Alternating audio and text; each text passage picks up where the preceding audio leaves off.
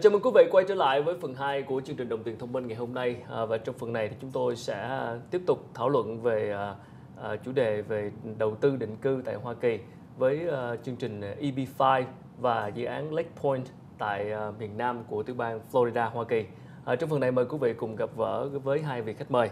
Xin được giới thiệu ông Laird là Managing Partner của Lake Point Holdings và ông José Laird là Managing Partner của American Venture Solution Regional Center. Thank you so much for spending time with us. Thanks for having us. Thank you for having us. Yeah. So let's, before we get started, let's talk about Lake Point project first. Could you tell us briefly about this project and why do you offer an opportunity for the EB5 programs? Lake Point is a mining operation in South Florida, and we mine limestone aggregate for road building, concrete, and cement. And we support the infrastructure and the maintenance of the infrastructure in South Florida, which is one of the largest metropolitan areas in the United States.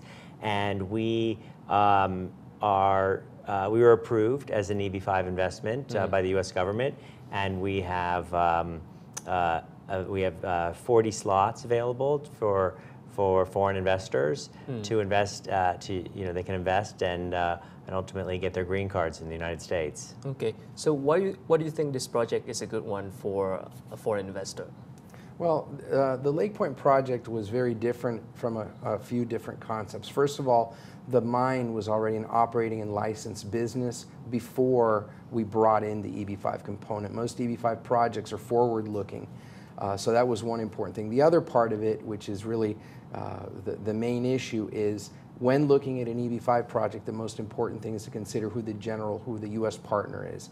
And typically it's very rare to see an EB5 project that has 5 or even 10% of the money in place by the U.S. partner. Usually they're trying to get 90 to 100% overseas. In the case of Lake Point, because of the timing and at the time that Judd and his group decided to pursue EB5, 80% of the capitalization was already in place by the general partner. So that reduces the risk substantially. Yeah, it's a 20% capitalization by EB5.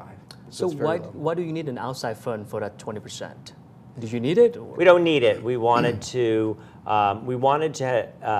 Well, the 20% is an alternative form of financing. It replaces additional capital that we would have to put in. We're using those funds to increase the size of the business, increase efficiency, and it ultimately increases the value of the deal.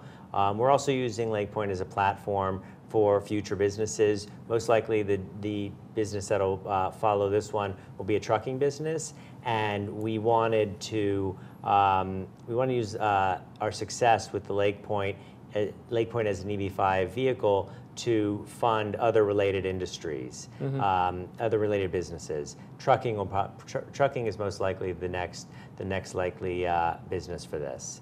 And so that was one of the main reasons. And we do have to continue funding the ongoing growth in the business. We reinvest our profits, and we're investing more capital on top of that. New plants, new trucks, new equipment, more employees.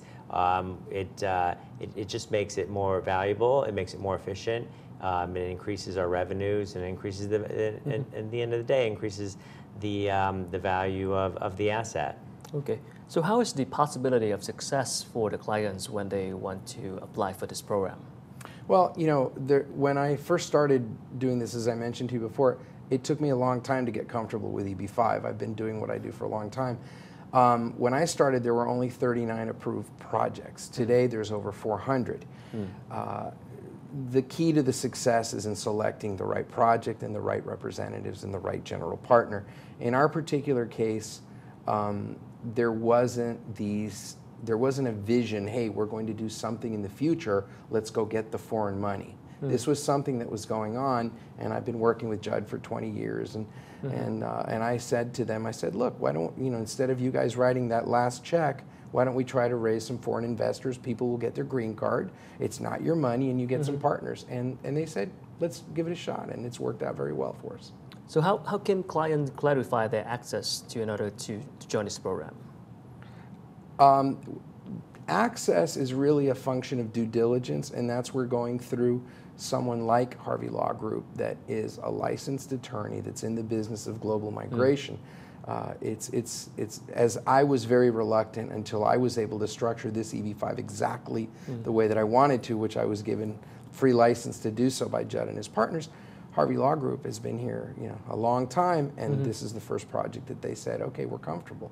So pre-screening is the answer. Getting intelligent information as opposed to, aggressive marketing. That's the safe way to proceed. So Harvey Law is the one who's in charge of making sure the clients get good preparation for this project. You're saying that, right? I believe that they are, but I believe that their more important role is as a gatekeeper because, we're typically contacted, 5 or 6 different groups a week want to be able to market. And we have to be able to say, no, when we don't believe it's in the interest of the client. In the case of Harvey Law Group in Vietnam, as you know, reputation is everything, particularly in this part of the world. And so it has to be a very sterling offering for Jean-Francois to be able to put it on his agenda. So for an EB5 program, what seems to be the biggest risk?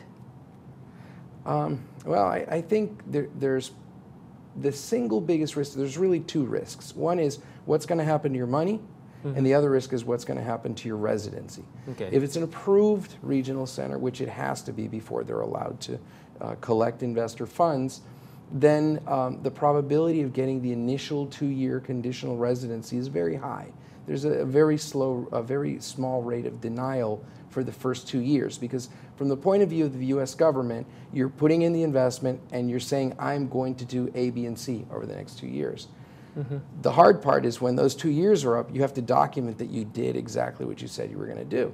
And even with the most honest, legitimate U.S. general partner, when you're starting from point 0 and looking at a project going forward 2 years, things change, problems come up, priorities change, and that's really where the risk is in losing the continued permanent residency. The United States government's looking for each investor to create 10 jobs. Okay. So so after they've been approved and their money goes into the investment, 2 years later, the United States government looks back and the company, the business, has to show that it invested the investor's money and the jobs were created. And that could be the risk of the investor is saying, well, is my money going to be deployed in time so that I don't get rejected or denied by the U.S. government 2 years later for my green card? That's where the risk lies. All right. Well, thank you so much, and we'll come back after a short break. Thank you. Thưa quý vị, vừa rồi là những chia sẻ của các vị khách mời xung quanh chương trình EB5 đầu tư định cư tại Hoa Kỳ với dự án Lake Point tại miền nam của tiểu bang Florida. Quý vị có thể xem lại chương trình này trên trang web đồng tiền thông minh fbnc.com hoặc là facebook.com/đồng tiền thông minh. Chúng tôi sẽ còn quay trở lại sau ít phút nữa.